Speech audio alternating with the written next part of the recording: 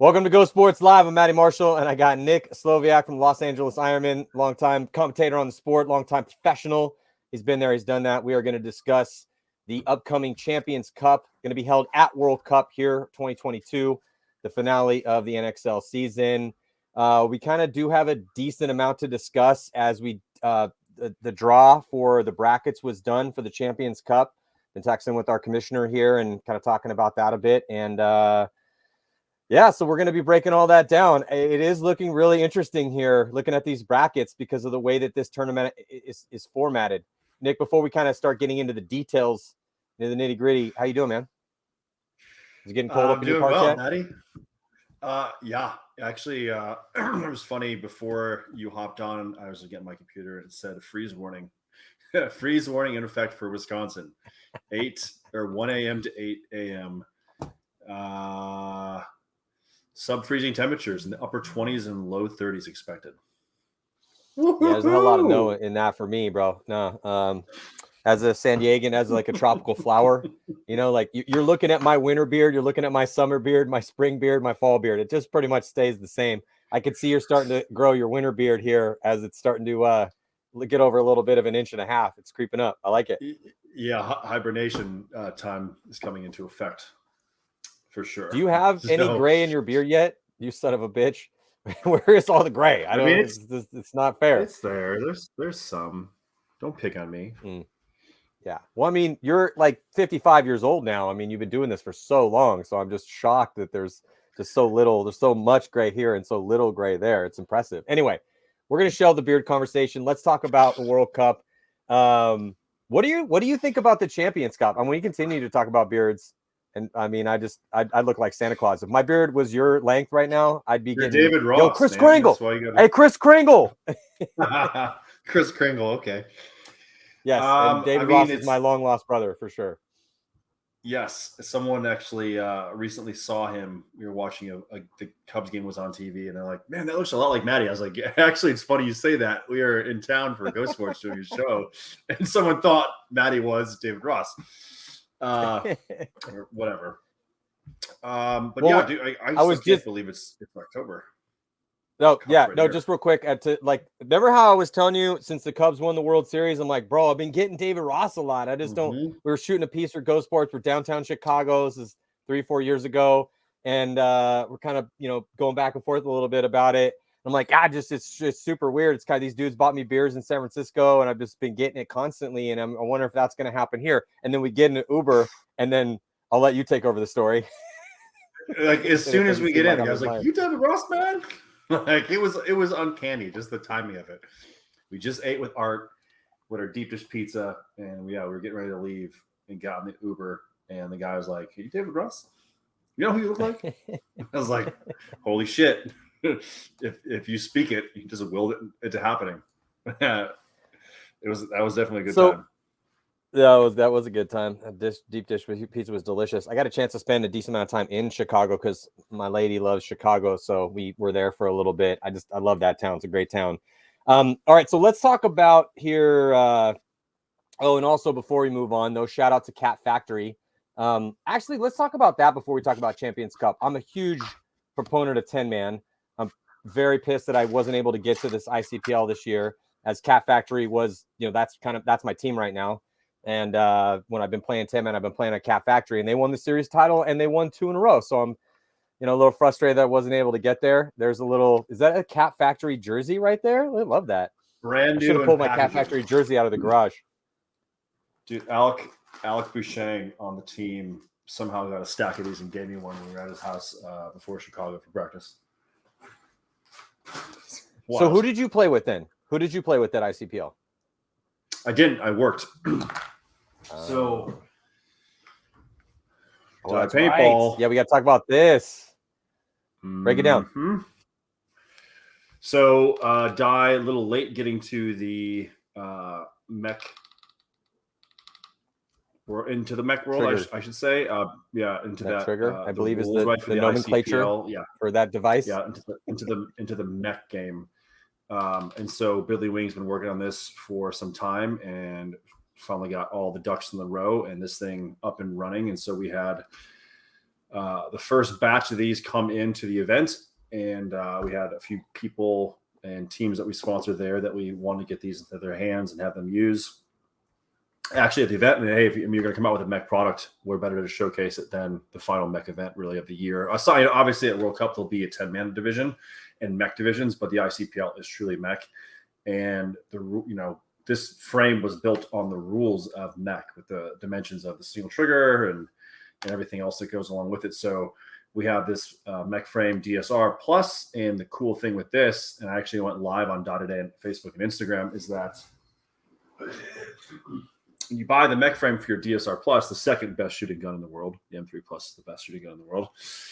You get 2 triggers, and on this gun right here, you can see that looks more like a single trigger, whereas on this gun, you can see there's a little bit more meat to it. This is a single trigger electric frame DSR plus. So you get the mech frame, you get 2 triggers, and you get the instructions on how to make your DSR plus a single trigger electric, which I was shooting at 18 balls a second today, and it was so much fun. And at the ICPL, I was tricking everybody into thinking that they were king shit shooting someone out really fast in mech. It was actually electric. Yes, please interject. Can I give you a slight? No, it's just a slightly funny, kind of a story. Yosh Rao and I, when the arms race first truly began back in the early 2000s, and so this will just be a quick anecdote, a little trip down memory lane. But when we transitioned from 2000, it was cool shit to be shooting a single trigger electronic. So Yosh and I, we had matrices that were single trigger. And this is before Aggie came out with the software. I mean, I remember getting my first ramping gun, which the Bobby guys had been using. Yeah. So there's this is why I love having Nick Slowiak on shows and just as a homie in general, because the dude has an insane gun collection. How many guns do you also have just lying around right now that we can kind of go down memory lane on before we dive into this? Let me just finish this story real quick. So we're never going to get through your story. No, but hold up that gun real quick. Hold up that gun. Hold up that badass gun that insane matrix from. I mean, it's straight up. What is that image? Yeah, that's his body type. Image 2000, early 2000s. Probably I don't know when that specific one was. It's a Shock Tech image, so it's probably made in 2003 or 4. I'm guessing. Yeah. So anyway, but the double frame that's on that was sweet and it was great. And the matrices were built like bricks, but they shot so subtle, so soft, so straight. They were kind of hogs on guns, so we didn't have that chamber in the front of that gun there. We didn't have that in the beginning, so they definitely were hogs of air. So us back guys, we had some problems shooting those, which is why we're kind of holding on to the Angels for a little bit, autocockers, etc. Anyway, but it was cool to shoot single trigger electronics so the whole first year of X-Ball in 2003, when we rolled out X-Ball with 20-minute or 25-minute halves and 3 5-man lines, and we're just running armies on the teams, dude, carrying 18 dudes on a roster is crazy. But for Yosh and I on the Ironman, it was cool for us to be shooting single trigger electronic frames. But then once we got to Cup, it got handed the very first DMs. So it was matrix, the transition from, because what DM stands for is a die matrix. That's literally what DM stands for. So then we went to the DMs, the die matrices, and Aggie, who's, behind the scenes, a guy that has created a ton of paintball products that almost everyone that's listening to this or watching this has used.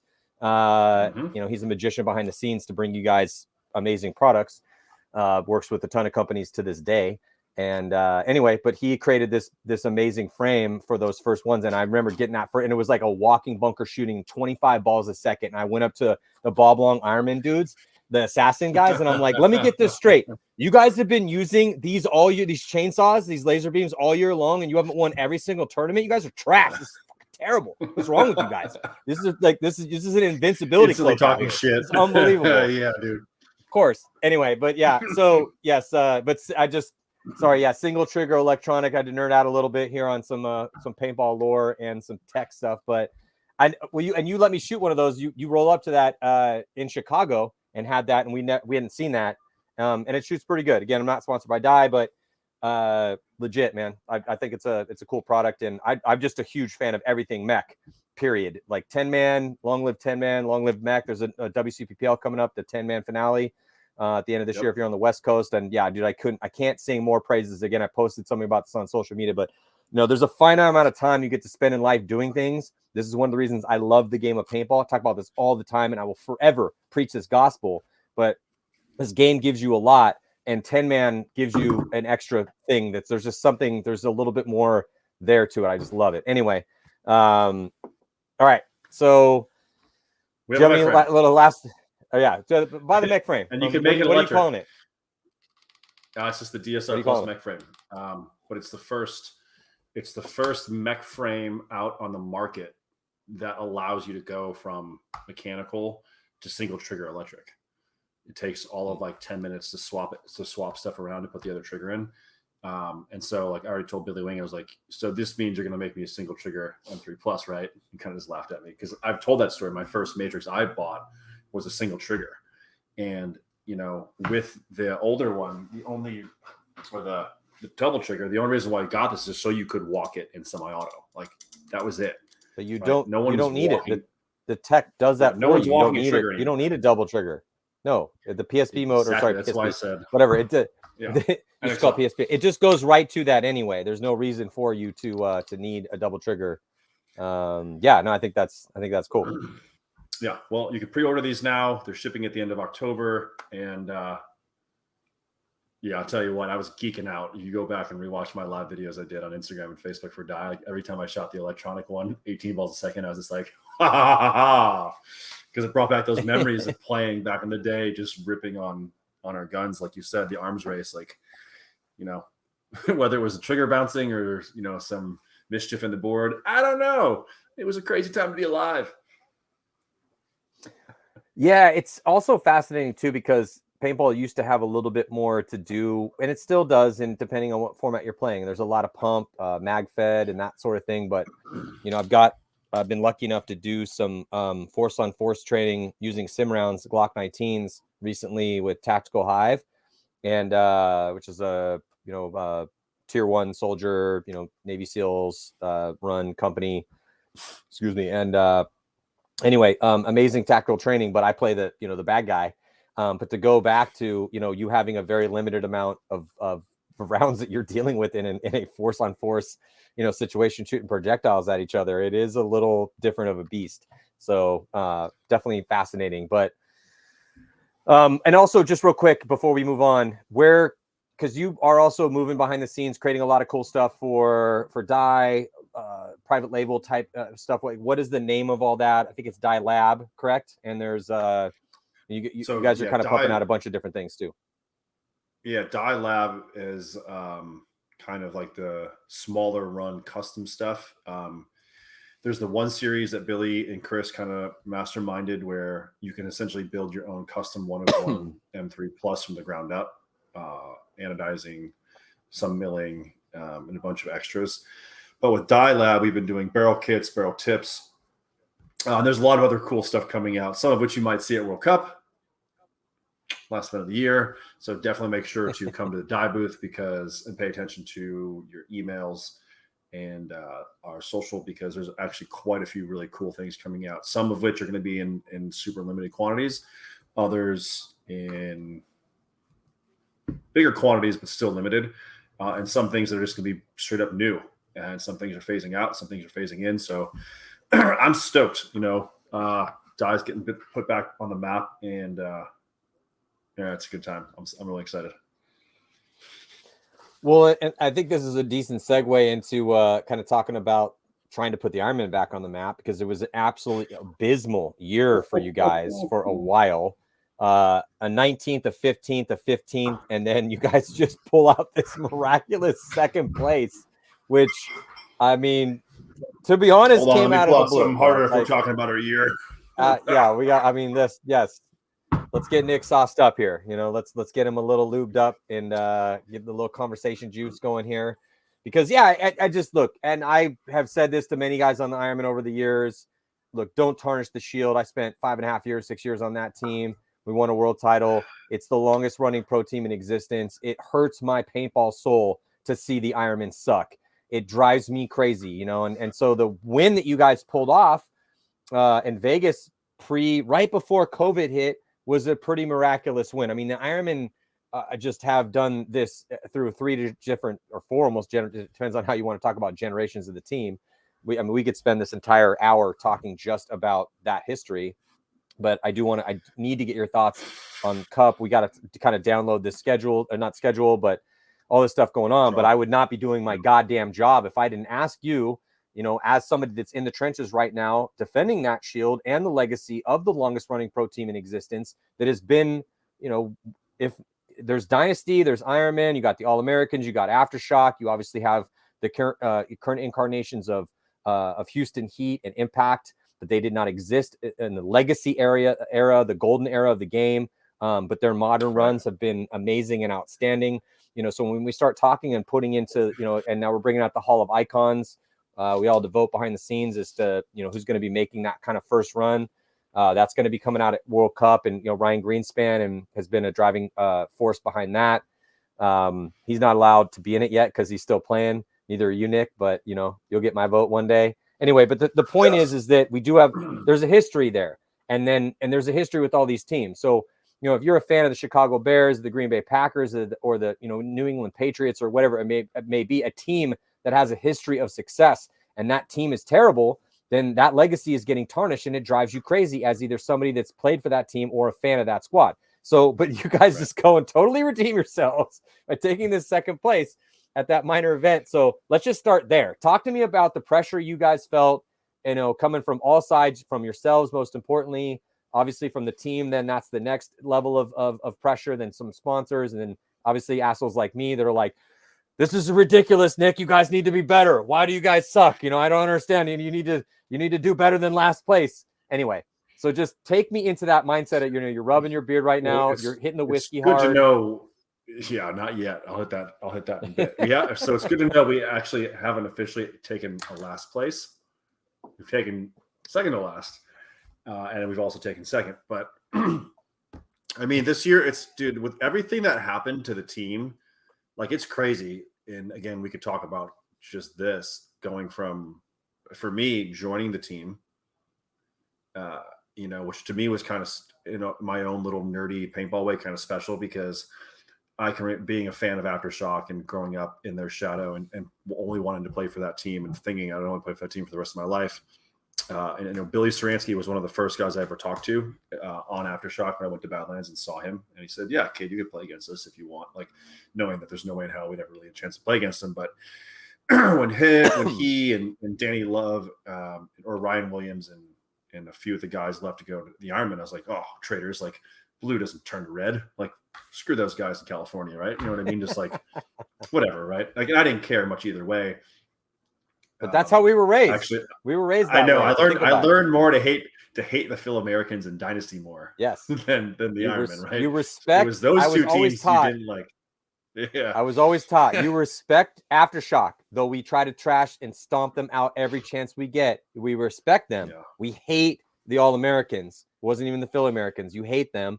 No matter what, which is funny because I ended up, you know, getting sponsored by and becoming friends with the Gardners, and then Tim Montresor, God rest his soul, kind of was a uniter of the tribes in that situation. You know, the Ryan Moritz and Chad George. Regardless, again, you and I could literally spend 5 hours going down, you know, the history of all these things. But yeah, you're one of those guys that does bridge the gap. You go from, you know, a little bit of the old school was when you first got your start to know a guy like Billy Saransky. Some people that started playing a year ago may not know who the hell Billy Saransky even is, or why Aftershock is not currently a team playing in the NXL, though they are a 10-man team.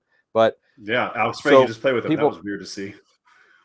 But again, I love this. This is, again, it's a uniting of the tribes, man. We are living through a little bit of a paintball renaissance right now. But yeah, so then but with the Ironman's legacy, again, bring me back in. Let's rein this in real quick. Talk to me about the pressure that you felt with these poor performances, knowing that one team always does get relegated, and maybe not thinking, okay, well, that could be us. But then as we kind of, you know, go through it with the 19th and the 15th and the 15th, all of a sudden you guys are on the precipice of being bottom of the barrel. And then the second place, but then right back down to the 19th place. But that second place, because the difference in points is so massive, and then World Cup coming up and how much better, even though, yes, you guys did take a 19th at the last one, the trajectory of the talent and the improvement of that team is getting better, again, evidenced by that second place finish. But let's just, again, rewind slightly here and talk to me about the pressure. Like, how did that feel? You're a dude that's been around forever, bro. You played on all these different teams. I didn't feel any pressure. Like, that's, you didn't feel any pressure? No. There's never been a doubt or any pressure in my mind that the team would get relegated. Better man than I am. Right? Dude, that's just where I think, like, I don't know if it's just the social media or just, it's easy to say and kind of just pick on the Ironman, right? Because it's kind of been that fall from grace to where, look, we won an event in 2020. The year sucked. We actually did halfway decent at Cup that year, and then had a kind of a not so good year. And then our team implodes at the end of the year, right? Silos leaves, Corey leaves, LJ leaves.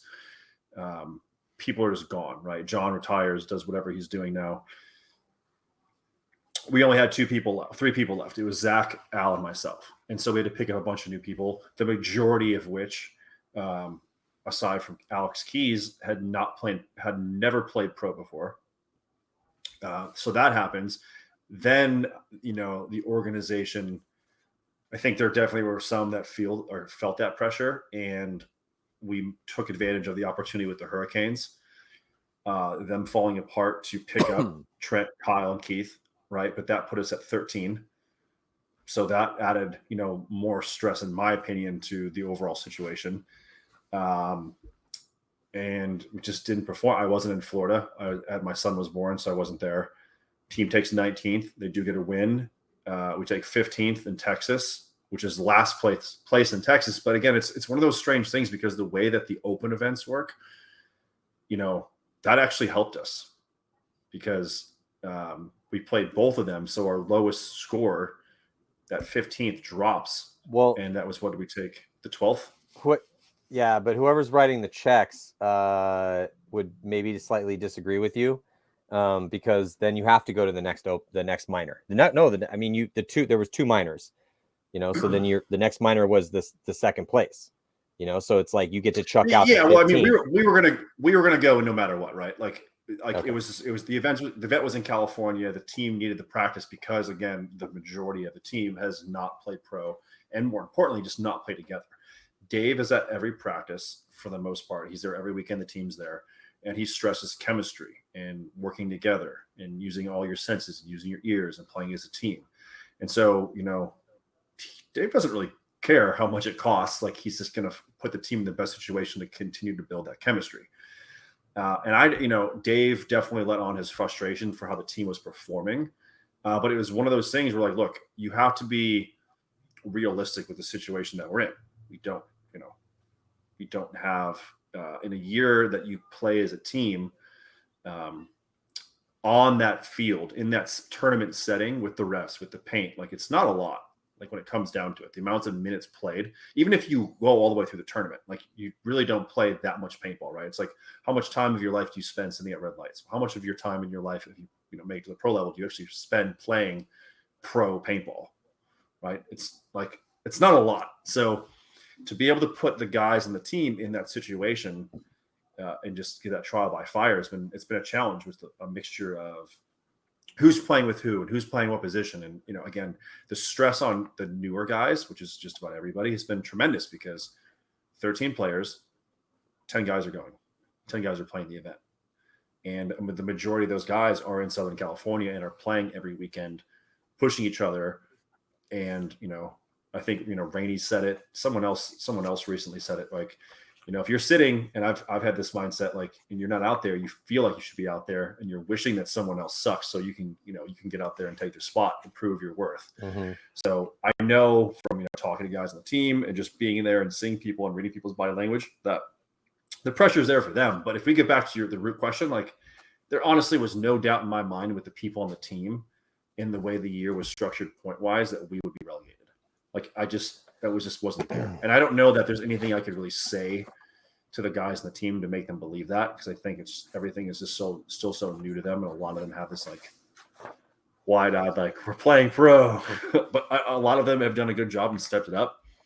And yeah, we're not gonna get relegated, so who gives a shit? Someone find something else to talk about. Well, yeah, no, I mean, it does look that way. It definitely looks like you're not going to get relegated. I mean, you guys are sitting at 17th place overall. You have a pretty sizable lead over DMG, who's in last place. When I say sizable, it is less than 100 points, and DMG would have to make some gigantic run. But World Cup, from what I'm hearing, and things change all the time in paintball, but it is double points at World Cup for, the seeding points. And then we have this Champions Cup because it's Champions Cup situation. We have these different teams coming in as well too. We're going to discuss that in a second because, the last show that I did with Todd and Mike Bianca, and just looking at what I was seeing from the overall standings as far as who is going to be coming over from Europe has changed. So we are not going to have, there's no Gladiatori from Italy. They had a lot of mercenaries on that squad. Maybe that's why they don't want to come over, and then no breakout spa. Instead, it's going to be you have the Lucky 15s, which I was really hoping they would get their chance. So I'm pretty stoked that the Lucky 15s are coming over. And then Paris Camp Carnage. And Paris Camp Carnage, from the event that I saw when I was there watching every single game they had, they were just punching just up, bro. Like every single guy on that squad was lethal at a certain point in time, and the squad looked diverse, and they were winning big games over some of the best teams over there. So you can't really sleep on either one of those teams. The Lucky 15s are a bunch of young, cocky dudes from Britain who don't give a shit about any of the legacy stuff at all. Like they have giant chips on their shoulders. We're gonna practice right now. Oh, I was gonna say he hit me up earlier today. He's like, "Hey man, can you?" No. He hit me up before earlier today. I was actually driving to a paintball field to shoot the mech frame, and he's like, "Hey man, we're coming to Cup. Want to practice on Wednesday?" And I was like, "Yeah, dude, let's do it." Like, I'd love to. So I'm so happy for those guys. So when I went over to England to host the NXL England event, I was, kind of basically was staying right next door in the hotel, that a little tiny hotel that I was at, with the Lucky 15s guys. So I went out to dinner with them multiple times. There was this like little chill restaurant area right next to the hotel. So I spent a decent amount of time with those guys, and they are some shit talking, again, giant chips on their shoulders, young dudes that just don't seem to care about the hierarchy of the game, which it reminded me. I mean, they definitely do. And I think they're putting on a little bit of a show. But I respect all of them. But I get it though. It's like, I get where they're coming from. It's like, careful what you wish for, right? So if you want the chance, you want to see, because they were asking me, they're like, how do you think we're going to do? Seriously, like, give us the no bullshit assessment of how you feel that we would sit if we went to the pro division. And I'm like, honestly, I mean, I don't know. You guys have that wild card, but because you're hyper aggressive. But what, I'm watching you guys play on a layout that you already won a local tournament on. And we're at your home field. You guys slept in your beds last night. I mean, it's triple cheaters. Yeah, so it's not quite a really good look as to how, or to see what's possible in both your aptitude and your skill level, your mental ability to handle stress, to be out of sorts, to be in a difficult position, to be playing against the best in the world. So, I'm really excited for those guys, because they, regardless of what happens to them at all in this year, if they can keep that team together, I really think they do have a chance to be pretty legit. It's just how long, because they're all in their all in their early 20s. They haven't really they've been playing for a while, but it's a pretty cool story there. Yeah, so I'm excited to see what they do. And then the Paris Camp Carnage, that's a different story. Those guys have been playing for years. Those guys are very experienced. I mean, I remember going over to play a team, or to host a regional event in northern Italy, in Milan. When I was with Paintball Access, and this was 10 years ago probably, and Paris Camp Carnage was there with essentially the same roster that they have now. So that team is very, very, very experienced, and they play.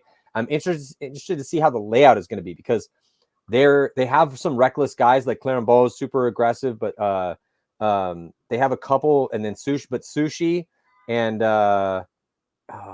and I can't remember, I'm spacing on the name real quick, but there's a couple guys that just kind of specialize in playing that 2 role and bringing things back from the brink when the scramble sets in.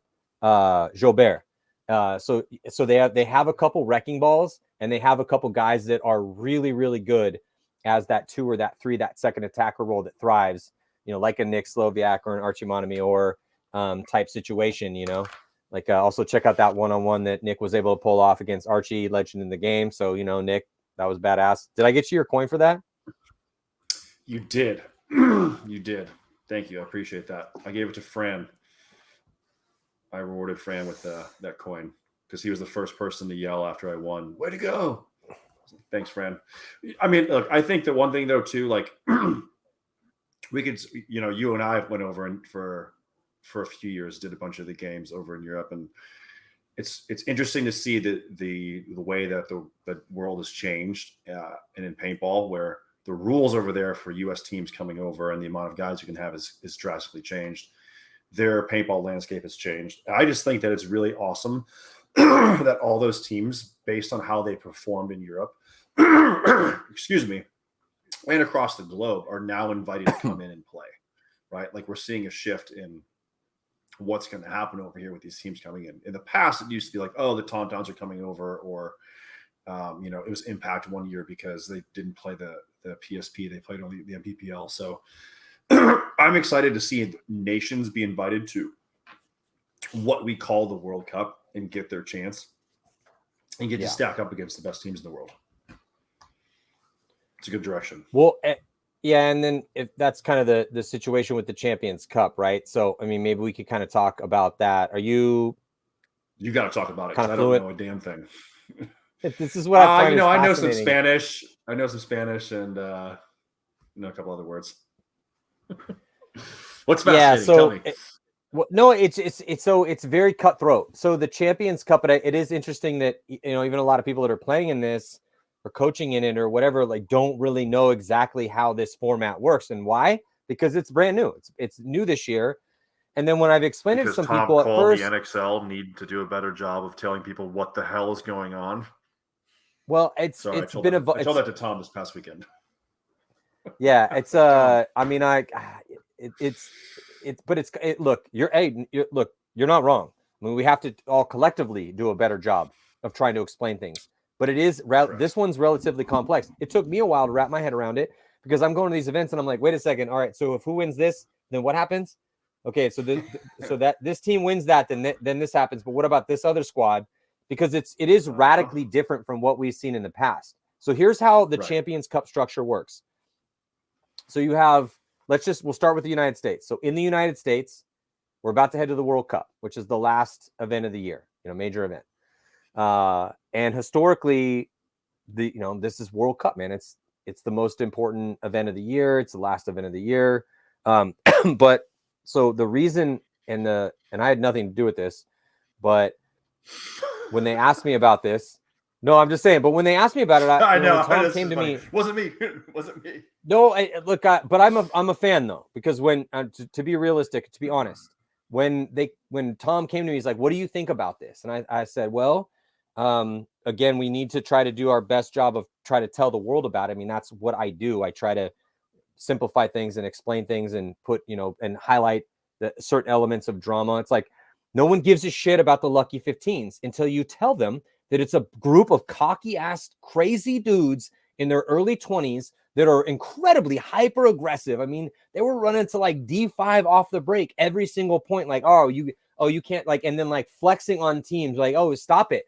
Yeah, oh, you can't stop it? Oh, we're going to keep running the same game plan over and over and over again. And they were smashing and on their home field and smashing everybody. It was incredibly exciting to watch. And then Paris Camp Carnage was pulling out crazy stuff with their 2s and 3s, pulling out things in the scramble they should not have been pulling out and making it super dramatic. That's why you should care about those 2 squads that are coming in. And then the Tauntauns, the Tauntauns, I mean, I don't think Axel's playing with Impact at the World Cup. I think he's probably going to be playing with the Tauntauns. I don't know. I mean, Impact's paying him, so maybe he'll play with them. I'm not exactly sure, but we'll figure that out and let you guys know.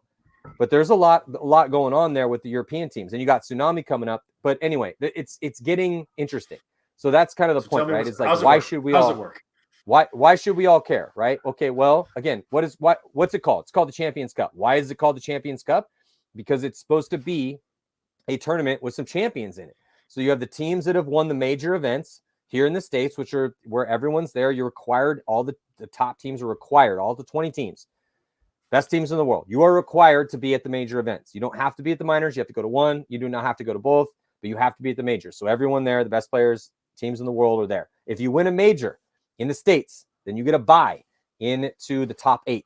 And Dynasty won 2 of them, and Impact won the 3rd. So they get the bye. And then the next team up after that, which was interesting because Damage and Heat were tied, heading in for 3rd place essentially, heading into this last event. But Damage blew out and didn't even make make it to Sunday, which is also interesting because a lot of the top teams have blown out. But if you look at consistency from all the top teams, other than Impact, who's won 2 events in a row, a minor in Sacramento at essentially their home field, and then the major. And then you have Houston Heat, who's been incredibly consistent, a 2nd, a 3rd, a 2nd, a 6th, and then a 4th. And then that puts them at 3rd overall. Damage has been a little bit more over the board, 7th, 1st, 5th, 15th. And that 15th cost them because now they have to go into what is the craziness that is the Champions Cup. So at the Champions Cup, you have the 3 top teams, Dynasty, who's won 2 majors, Impact, who won the 3rd, and then Houston Heat, who was the 3rd ranked team overall. Those teams get a bye into the top 8. They also get a bye into the top 8 with the Tauntauns, who won the year, again, tournament champions, right? Champions Cup. So the champions in Europe were the Tauntauns. So the Tauntauns come over and they get a bye into the top 8. And then you have Tsunami, who won the Latin American Championship, and then they get a bye also. Or they don't get a bye. Sorry, they get to get into the actual tournament of champions, because Latin American paintball is just not at where Europe and the United States is, and eventually Asia will get in there too. And honestly, as the people running paintball, they would like everyone to be involved. I mean, if we could, any demography is destiny, but any geographic area that has a vibrant paintball scene that would like to get into this, hit us up. We'll try to get you in there, but you have to be at that level. We're not trying to bring D3 teams in to get just completely stomped, in this situation. Like there is a certain level, a bar that has to be hit of elite ability. And Europe is definitely there. And, Latin America has been working their asses off for a long period of time. We'll see how Tsunami does. But Tsunami gets in because they earned it, because they won the championship down there. So they won the championship. They're in tournament champions, Champions Cup. Then you got Tauntauns. They get the bye into the top 4. So Dynasty, Impact, and Heat, and Tsunami, and Tauntauns will play in a seeding, top 4 seeding, like kind of exhibition. It's not really an exhibition because there is something at stake, because the seeding is at stake. But that's during the prelims. When everyone else is playing the prelims, they will be playing those seeding rounds. So to figure out who's going to be 1 through 4, in order to figure out, because there's going to be 4 more teams that are going to be meeting them in the quarterfinals. But they got that bye in there. Now, this is where it gets really cutthroat, because the 17 remaining teams in the United States, they go into the prelims, and it's 4 groups of 5, which we now know those 4 groups of 5, because that draw was done I believe at the ICPL, and which you and I are going to talk about here. And then this is where it gets, this is where, I pull it up on our phones. This is where it gets hyper cutthroat right here. This is going to get wild. This is where it's going to get super dramatic for people that are going to be watching this go down at World Cup, right? Because 20 teams go in, and only only 8 of those are going to get out of the. So 8 of 20 move on, and they're going to move on into again a super cutthroat round where they're going to be playing against. So once those top 8 move on, then we're going to reseed, and then 1 through 8 will play against head-to-head against each other to get a top 4. They're going to go into the quarterfinals to get, to go against the Tauntauns, Dynasty, Impact, and Houston Heat. So, and then top 8 get paid, and there's $40,000 at stake for first place. So that's the Champions Cup that's going to be held at World Cup, going down in about a month. November 10th through the 13th, a 4-day event. And we got the All-Star game. Hormesis is putting up $5,000 for the MVP of the All-Star game. So that's going to be crazy. We're also, Robbie's getting with Silver Belly Whiskey is going to come in. I think their award's going to be a cash prize. And Nick, this definitely bodes well for you because this is right up your alley. So it's a best back player award, courtesy of Robbie Goldsmith and Silver Belly Whiskey.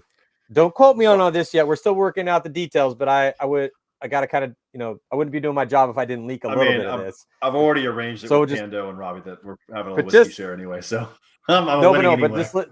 but here's what you get, because who knows? But if you are one of the guys that could be in contention for this. So it's like a best support player / back player award. You get an engraved whiskey bottle, Silver Belly Whiskey, and a cash prize, which would be pretty sweet. McClinley, Mosley, and Associates will still be offering the $1,000 for best move of Sunday and best move of the prelims, $500 for the prelims, $1,000 at stake for that. And then again, $5,000 courtesy of Hormesis for the MVP of the All-Star game. So it's getting then $40,000 at stake. Like World Cup is going to be, and this is just all the pro stuff. Like there's going to be the WNXLs there as well too. And Hormesis has been offering, they've been doing, go to check out Hormesis' social media because a portion of every sale they have of certain headbands most recently is going towards the WNXL prize package, which is pretty awesome. So there's just a lot of craziness going on. Anyway, I've been talking for a while. So Nick, what do you think about this Champions Cup? It is pretty cutthroat. And you guys, so let's just talk about who you're in the bracket with. So we got before I let you go, we got to talk about these brackets. It's Revo, Infamous.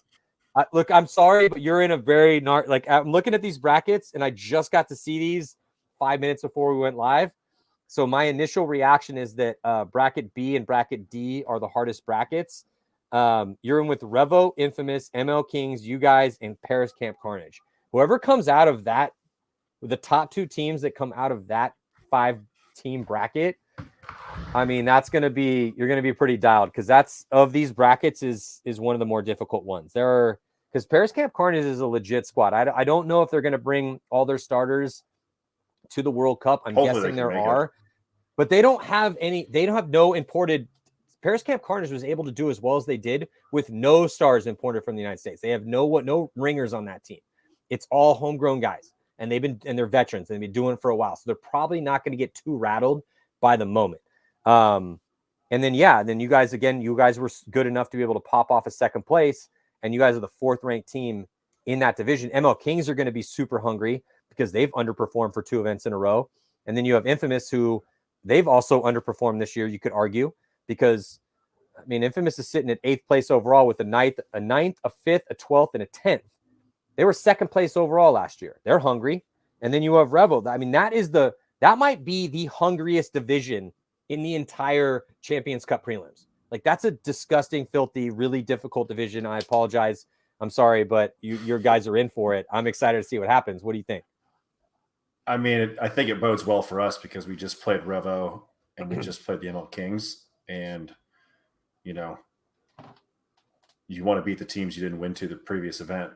And I know in both those games, shenanigans happened, and we know as far as I feel, we let those games go. Like, we should have won those games and go back and rewatch it on Go Sports. And I can tell you exactly why we didn't win points in those games and we lost those matches. Infamous, I think we've played them once this year. Yeah, we did. We played them in Philly. We lost by 1.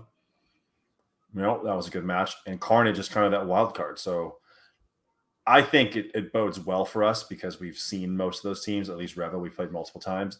Carnage is a wild card, but we've played all these teams multiple times this year.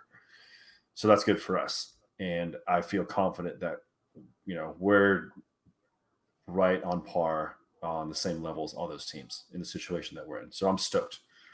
And I'm not afraid of any of those guys. And I don't think that, that's going to be a tough game. Like, no, I think it's just an opportunity for all the guys in the team to rise the occasion and win. But I'm looking at some of these other brackets, and I'm also curious, which is, we can dive into another time. We're diving into it right now. Before I let you go, we're going to I want your thoughts on these brackets. Okay. Yeah, no. So, as we move on out of your bracket though, what I love about bracket D is that is a bracket of a bunch of scrappy teams that are looking to prove themselves. Revo is currently sitting at 7th place overall. They have made they've had three 11th place finishes and 1 third. They were not at the second minor, but that's a team that still, even with all that, sits at 7th place because of that 3rd place. They did go 2-2 at the last event. They barely missed Sunday with a +2.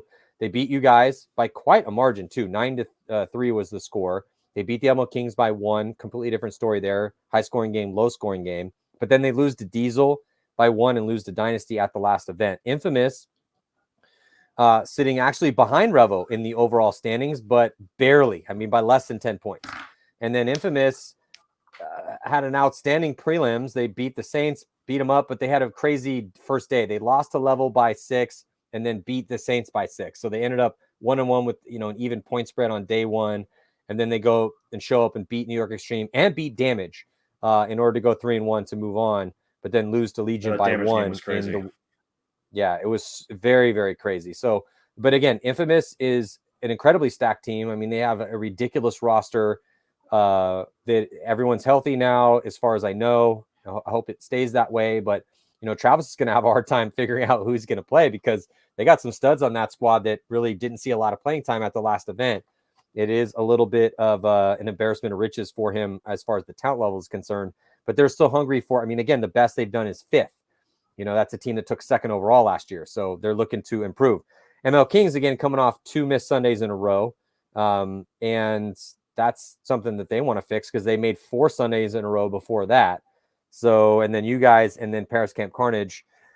But let's move on to these other brackets. Let's talk about bracket A real quick. You got Damage, Thunder, Aftermath, Saints, and the Lucky 15s. What do you think about that bracket? Dude, Thunder is the team to watch out for, man. Like, if you pay attention to how they've been playing, the Thunder Bears, and how they've beaten teams. Well, you said it first. I think you were maybe Rich. I don't know. You listen to you guys talk. No, awesome. I definitely said it first, but how they have not made a ton of money off their Thunder Bear merch yet? I was like, dude, you guys got to go hard on the Thunder Bear merch. That's amazing. I would buy some Thunder Bear merch. Is it cute? Is it cuddly? Is it angry? I don't know. I'm with it too. It's lethal. Yeah, it's a lethal Thunder Bear. Dude, it just doesn't strike fear in my mind, but whatever. It's a great name. But they've played really, really well. And to me, they're the dark horse out of all the teams, just because of how well they play. They played great in Chicago, and we've seen Thunder do so well, and then blow it and just miss going on by single digits by 1 point. So I think that's the team to look out for. They've got Damage, the Thunder Bears, Aftermath, the Saints, and Lucky 15s. I know the Saints are having another tryout. I know their roster is getting shaken up, and I don't want to throw any shade to that team. Like, I know what it's like to have essentially a whole new roster, and it's like the guys that are on that team are doing what they can to play paintball at this level.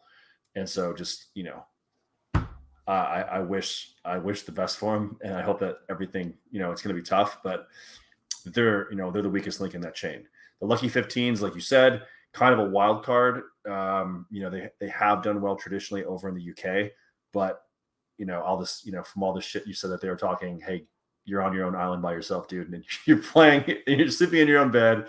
The time change, I'm sure, and the heat is gonna take its toll on them. Hopefully, they can come over early and get acclimated. But that's true. That's true. Like it should be a wake up call. I just hope again that they enjoy going out there. But I guess secretly I'll be saying, hey man, the Tea Party baby, good luck, UK guys. Good luck. Give me a sec. So I just want to real quick just mention, because again, I now have a soft spot in my heart for the Lucky 15s. However, you're getting soft on me. Well, no, I mean, bro, I'm a dad now, as you are, and I'm getting old, but but I do have and also I spent time with these guys. They care, right. These dudes, they're one of their, even after the event was open, we had one of their dudes, again, I'm trying to figure, I can't remember his name, but he drank tough with us towards the last, he was one of the last men standing at the end of the tournament after everyone had left. And he was also the dude running a racket on the D side. Anyway, the team is fun. They have spirit. They seem to really participate in the joyful element of it, but also the vicious element of the game too. So yeah, I mean, I'm a sucker for all that stuff. I want them to do well, but they have a big, again, careful what you wish for. It's like, you guys want to know how you're going to do in the pro division. All right, well, your ability to confront your enemies and do enough, and then also people not wanting to show up. So, the Lucky 15s didn't earn their way in. They had to have people decline the offer in order for them to get this opportunity for themselves.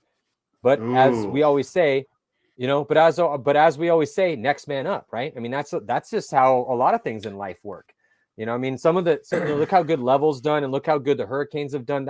These were not teams that were destroying everyone in semi-pro and we're winning multiple tournaments in a row and then earn their right to get into that situation, or sorry, right. Not earned, but but it just basically flexed on the entire industry and showed up just completely dominant. But now we are talking about a team which we'll get to in a second, Level and the Hurricanes. They actually happen to be 1 and 2 in their brackets, or in their bracket singular, as they're in the same bracket here at World Cup, which makes, and honestly, bracket C, which we'll get to that in a second. I want to finish up this real quick conversation about the Lucky 15s. You brought up something interesting. So when I was up there at, so we're a little outside of Manchester, and it was approaching like 80, 82. It was hot. It was hot for England. It was like 82, 83.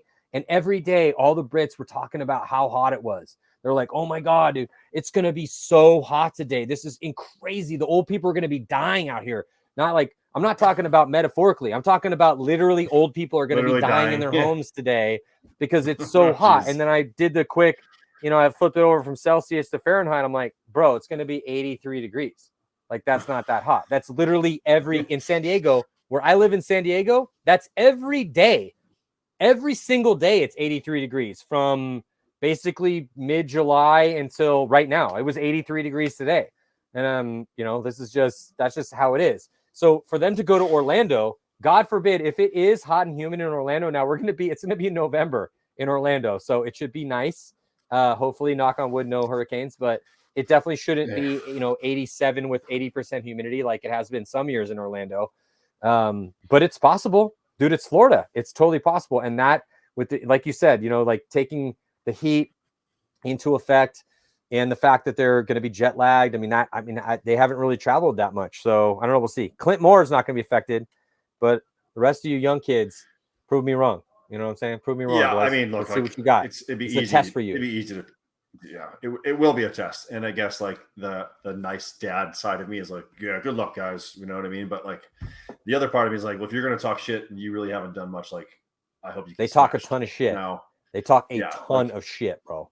Now, hey, okay, well, so make them play the Latin Saints first, and then we can talk about that after that. You know what I mean?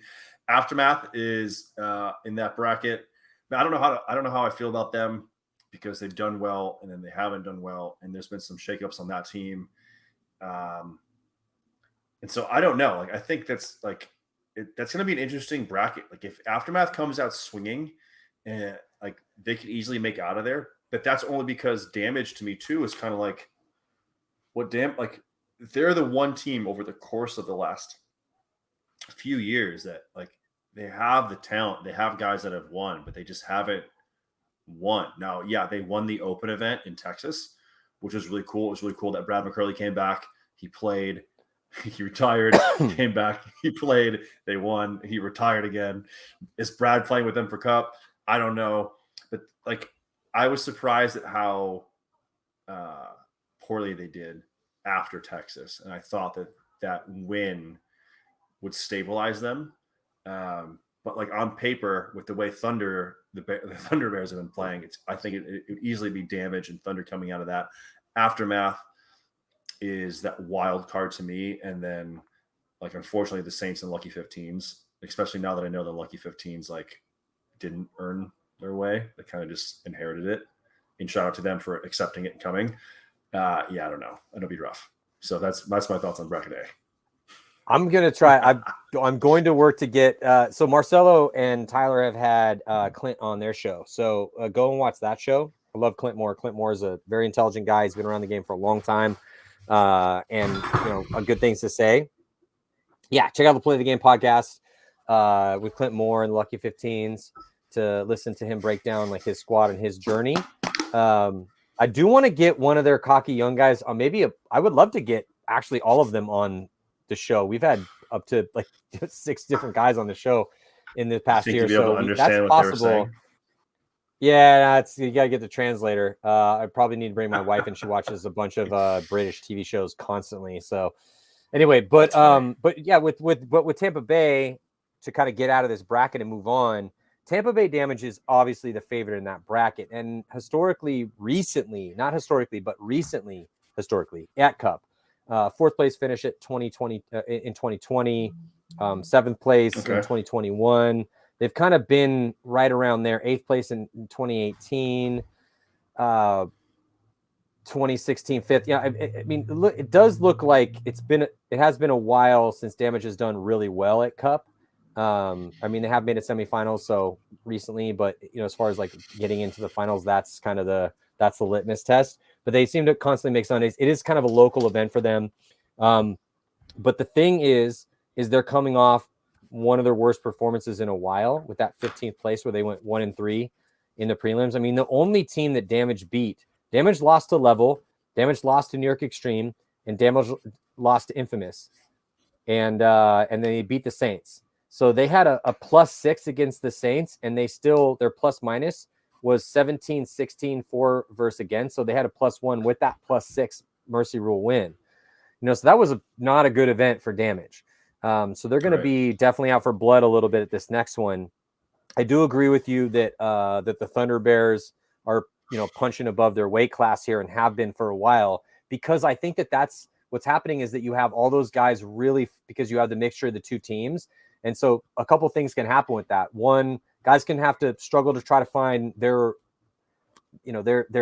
how they fit in with that group, or they could rise above and really try to exert themselves and prove themselves, in that very cutthroat situation, because I don't know what's going to happen with that roster moving forward.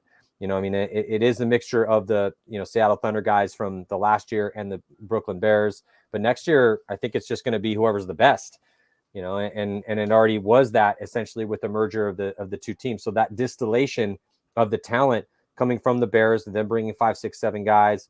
And then same thing with Thunder bringing 5, 6 guys. And then they come together, and now those guys are trying to earn their keep. And that's why they've been doing so well, because they are really good. But I think it's also a realization for them that they can contend against anybody.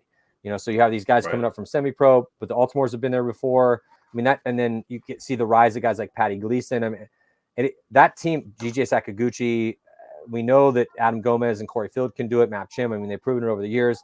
Those are the Thunder guys. So I think that nothing but good things is going to happen moving forward for the Thunder Bears. But then with Aftermath, like, yes, the Saints are they're riding the struggle bus, dude. And since it's double points for Champions Cup, they really could get relegated. I've been talking, they're trying to find a new coach. Again, I've been talking behind the scenes to Gregory, and I mean, he is really trying to do whatever he possibly can to do triage to try to make sure that they have a chance to be a pro team in 2023, because they are on the precipice of potentially getting relegated, because they have taken last place every event for the past couple events. It has been them very much struggling to win any points at all. If you look at their plus minus, I mean, their plus minus at the last events, I mean, Nick, they put up 4 points at verse 27. It was a negative 23 at the last event. That's not good, man. You don't deserve to be in the pro league if that's the situation. Yeah. Well, look, that's why, I mean, you like to tell stories. Look at what that team was at the beginning of the year and all the, you want to call it bullshit or shenanigans that happened with that squad.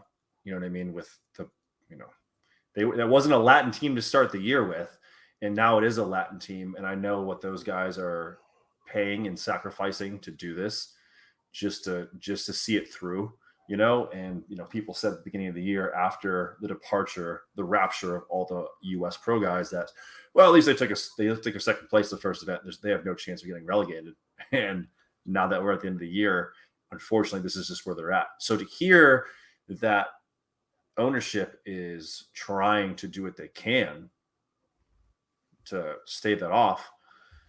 Hopefully those guys can go out there and put up some points or get a win and not put themselves in that situation. Realistically, saying what you just said, like, do they deserve to be playing in the pro league? I don't know. It's one of those things where what happened at the beginning of the year, pro spot was sold, it was bought, players were brought into play. They had a good first event, shit went down, those guys left. Which, if you can buy a pro spot, you should have a pro contract and stick out the rest of the year. That's how I feel. You commit to a team, like, unless there's a trade deadline, which, like, there kind of is, where you can your rosters do lock, stuff left. And now these guys are left picking up the pieces. So part of me feels bad for them. Part of me goes, yeah, that team has no business being in the pro bracket. They are. So hopefully they can play and have a good event.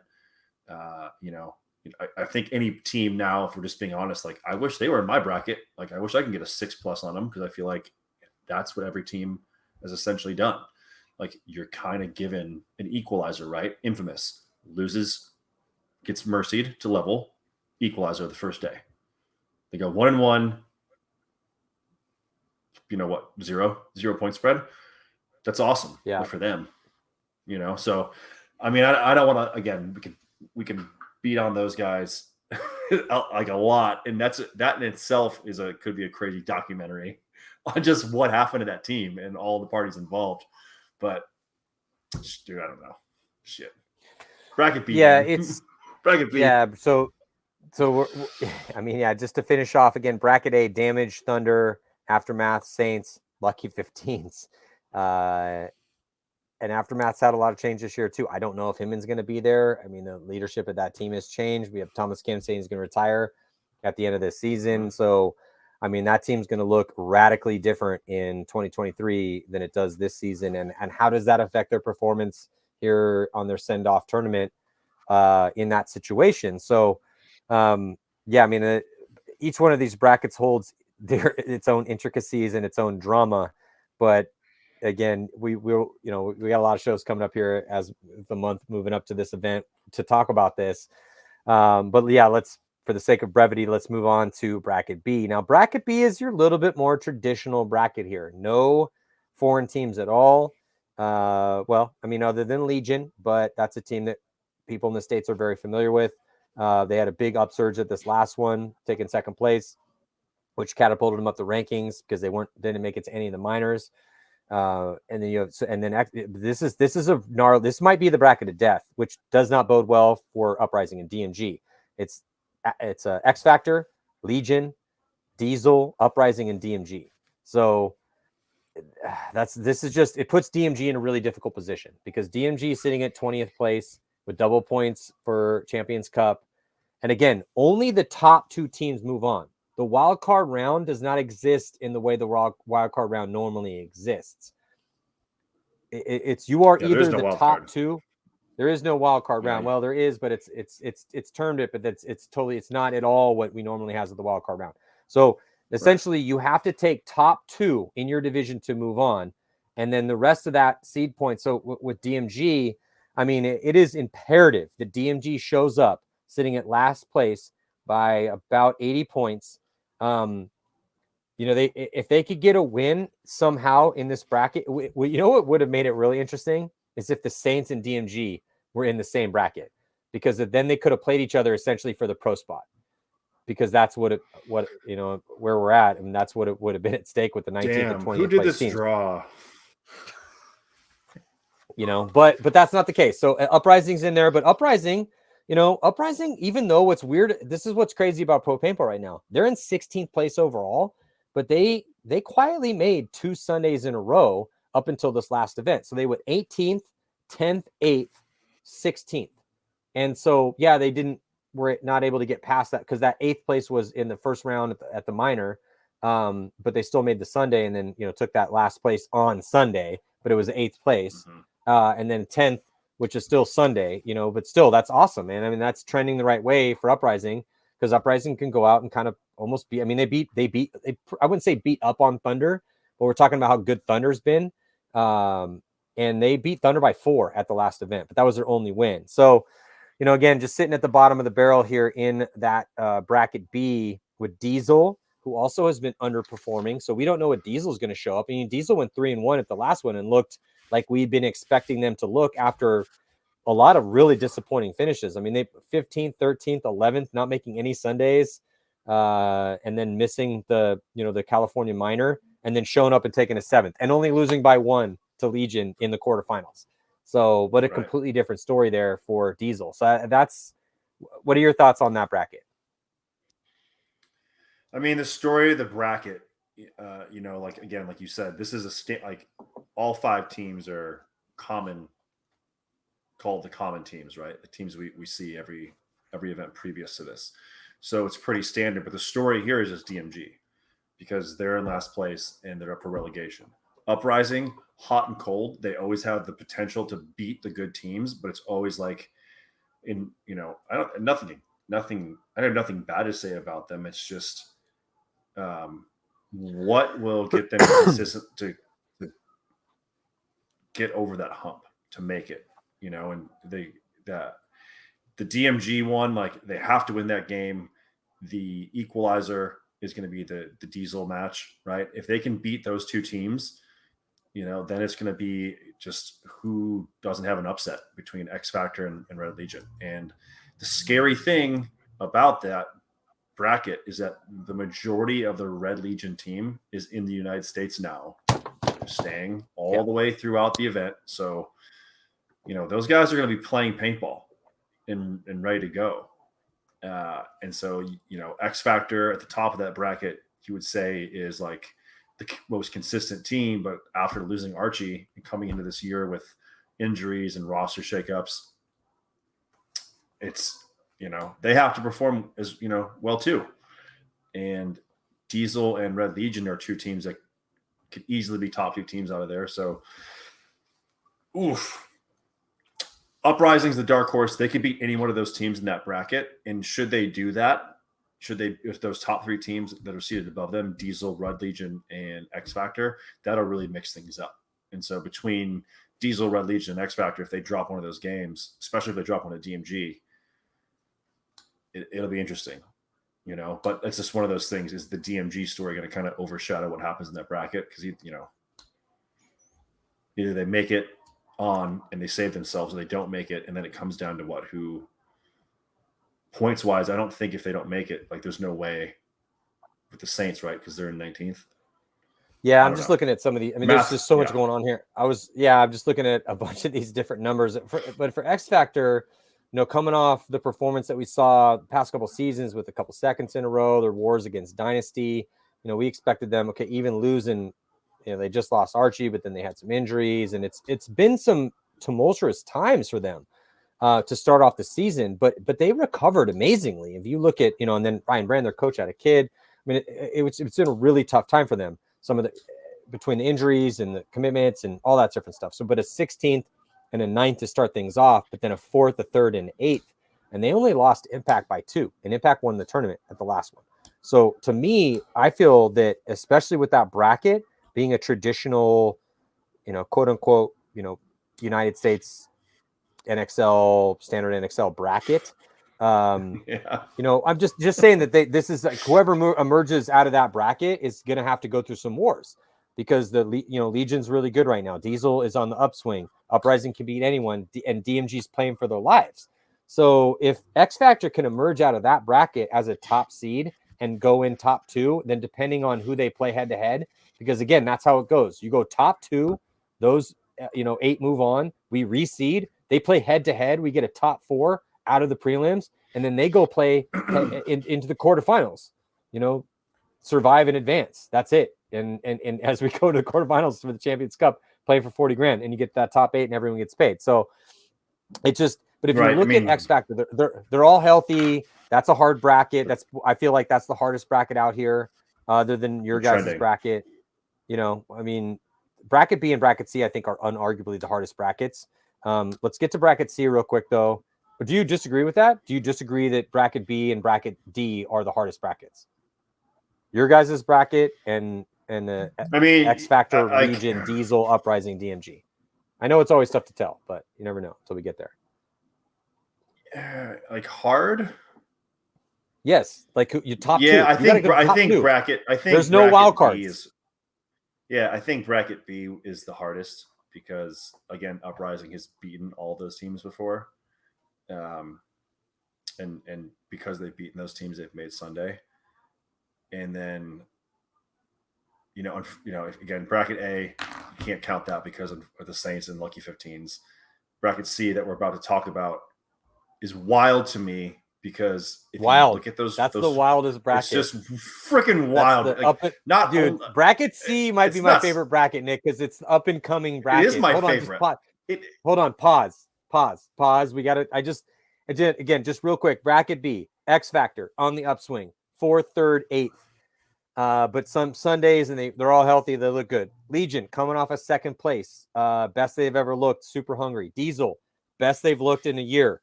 7th place at the last one. DMG fighting for their lives. I don't think it gets any harder than bracket B right now, just based on paper.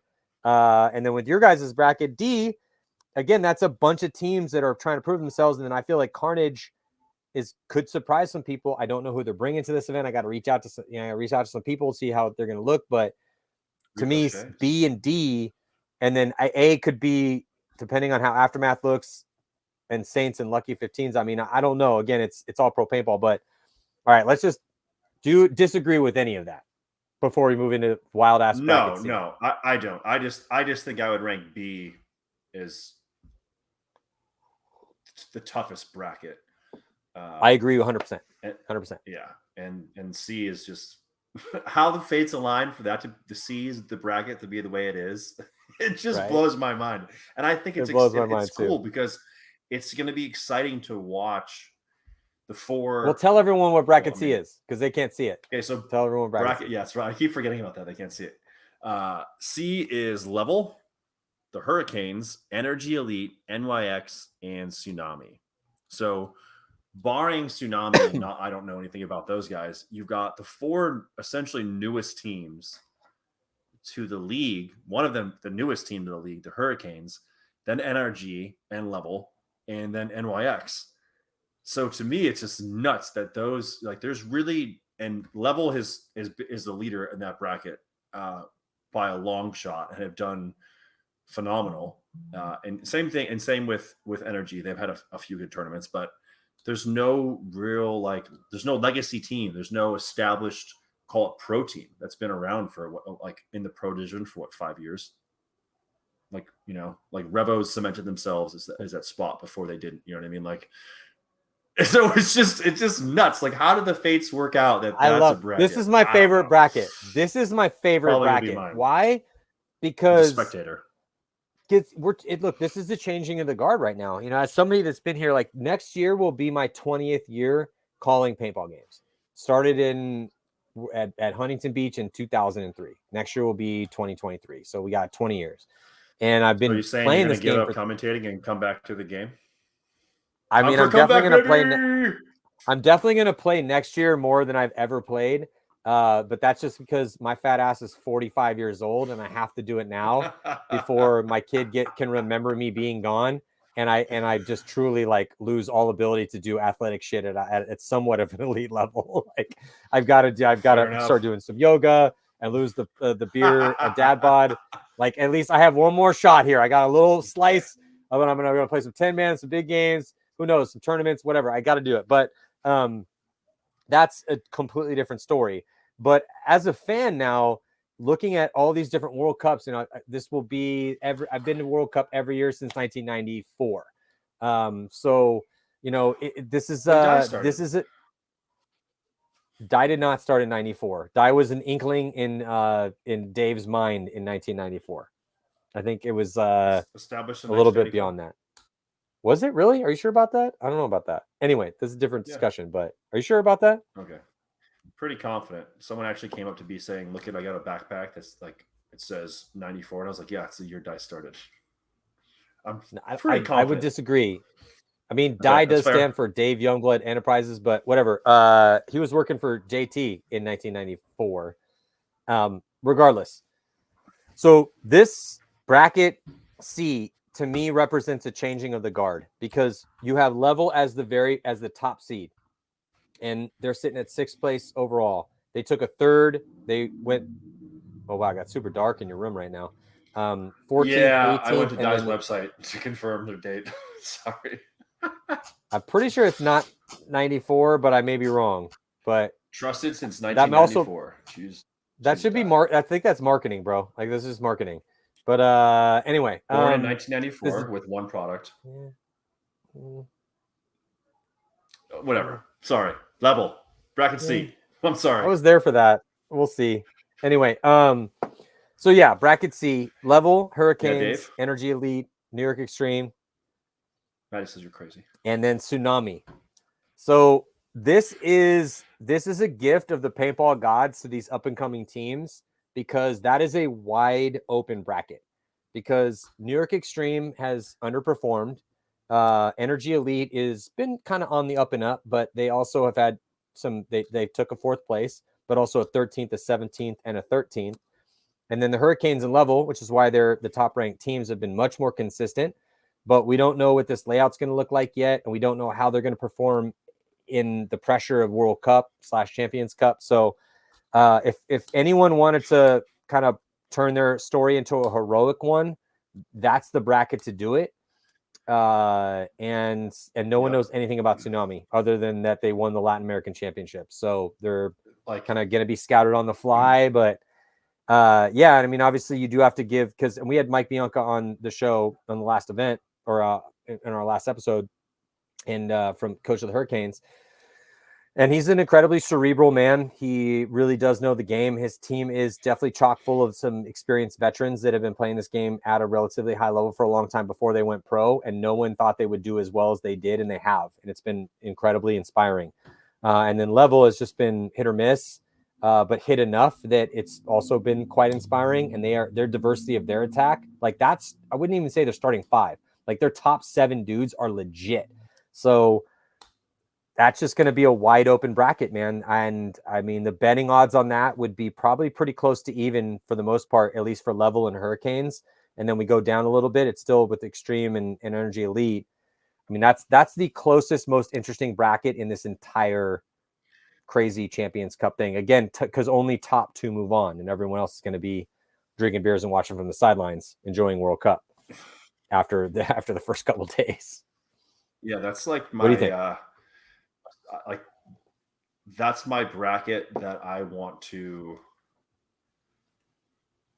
like watch all the games in one sitting. Like what do you call that when you do that for a show? Like I losing my mind. A binge? Like just binging it? Binge. Like I want to binge watch that whole bracket. Like I would gladly like just, you know what? We're all going to wait. You just run that bracket just so I can watch it, because it's going to be awesome. I think it'll be great. I think that's the stories behind each one of those teams, and like essentially a leveling of that playing field because of where they've all been at and their stories and how they've gotten to the pro league and earned their spot. Because that's what those teams have all done. Like that's just clicked to, like they all earned their way into the pro bracket, and now, you know, that's where they're at. So we don't know anything about the lowest team, but the other 4, we know their stories, and they've all beaten good teams. They've all choked, and now they're all playing each other. So again, it makes it all the more interesting too, when only, like you said, 2 of those teams come out. None of those teams are in fear of relegation. It's just, well, maybe, right? I don't know. NYX might kind of be there if fate doesn't go their way, I guess. But dude, I'm stoked. That is my Game of Thrones season. I want to watch it all, and I wish there was some sort of finale just for that bracket, because it'd be good. Well, I think this will be kind of wrap it up here, but last couple of questions. Yeah, New York Extreme does have to worry about relegation a little bit here, but it really just depends on what DMG does, because DMG is sitting at 186, and then the Latin Saints are at 268. Now, the difference though is that it is double points for World Cup. You know, so that's kind of the situation though, is that because it is double points for Champions Cup. You know, so if you're looking at that situation, then I mean, if DMG in the arguably the most difficult bracket And that's why I feel bad for DMG right now, because DMG in the most difficult bracket, they have to pull off. Honestly, they need to beat. I mean, look at. They could, okay, well, you could say they need to beat Uprising, but DMG, the way that they've looked recently, they have had some close games. I mean, they lost by 2 to X Factor. X Factor's in their bracket. So at the last event, DMG was hanging back and forth with X Factor and ended up losing by 2.